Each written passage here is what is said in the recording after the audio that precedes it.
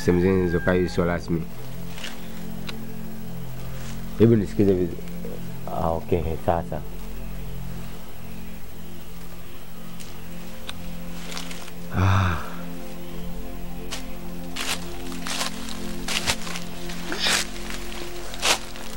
Vipi? Fresh tu kama kaa. Poa. Baridi. Safi niambe. Fresh sasa. Bana mimi nimekuita bana Matilda mwenzio nipo katika kipengele. Yaani kwa ufupi mbwa kashakula manaye yani hapo. Yaani mbwa kala mbwa. Wajua yule mtoto mimi nimempa mimba.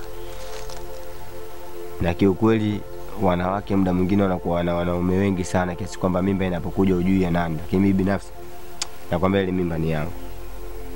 Japokuwa sina kipimo chochote cha kuashiria ile ni mimba yangu, lakini ile mimba mimi ni yangu. Lakini maisha halisi mimi yule mwanamke nampenda vibaya mno. Ngebegebe zangu tusisiogope uniform na vitu vingine kama hivyo. Sisiogope mama Samia miaka 30, lakini kiukweli hadi sasa hivi mimi sielewi unavyoona. Naona kama jambo linavyofanyaje linazidi kupamba moto. Kwa tunafanyaje? Ndio tusharibu. Mimi sijui cha kufanya zaidi ya kutoroka tu hapa. Kwa nini niko nikuite? Labda kama kuna ushauri utanigea. Lakini mwisho wa siku mimi mashauri yangu tayari hapa mimi ni kutoroka. Siwezi kuishi tena katika mji. Sababu hili lishawaka hili. Kwa hiyo inakuwaje sasa kuhusu yule? Na ndio maana nimekuita. Pointi yangu mimi wacha ni separate. Au sio? Nikiondoka kule maana mimi nitakuwa nasema na yeye, kwa hiyo mimi nikiwa na vidusko vyangu mimi nafanyaje? Na kustendia. Lakini mimi nikikaa hapa jela na pia nitampa maumivu kwa sababu yule mimi ananipenda. Sasa bora nini? Bora mimi nitoroke afu tunakuona mibia ni tunaongea kwenye simu au mimi nikae hapa watu wanikamate. Si bora niwe mbali. Bora utembee tu hapa.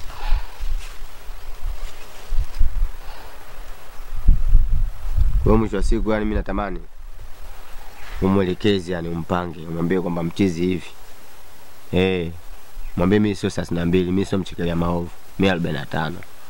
Kwa hiyo umwelekeze kwa hiyo mimi niko hivi tu yani fresh. Isipokuwa tu kutokana na situation jinsi zilivyo na mablaza wake wala achekelea, walijua mablaza wale wachekelea. Yaani wao muda wote wanaanza uzinguaji tu. Kwa hiyo kama vipi wewe unamwelekeza? Mtie moyo. Afu na mimi nikipata vidusko vyangu nakwenda fresh. Mimi na hivi nampenda, yani kwa fupi nampenda. Sawa nitaongea naye. Najua ataelewa tu. Haina noma, kwa mimi bwana nimekuita hapa. Nikwambie swala hilo hapo kwa sababu ndio mtu wangu wa karibu. Mimi Queen simtegemei kabisa. Queen kwanza mkakisimiana nichanganya. Kwa hiyo fanya michakato hiyo, utampanga afu mwisho siku tutasiana kwenye simu. Usijali kuhusu hilo. Baridi.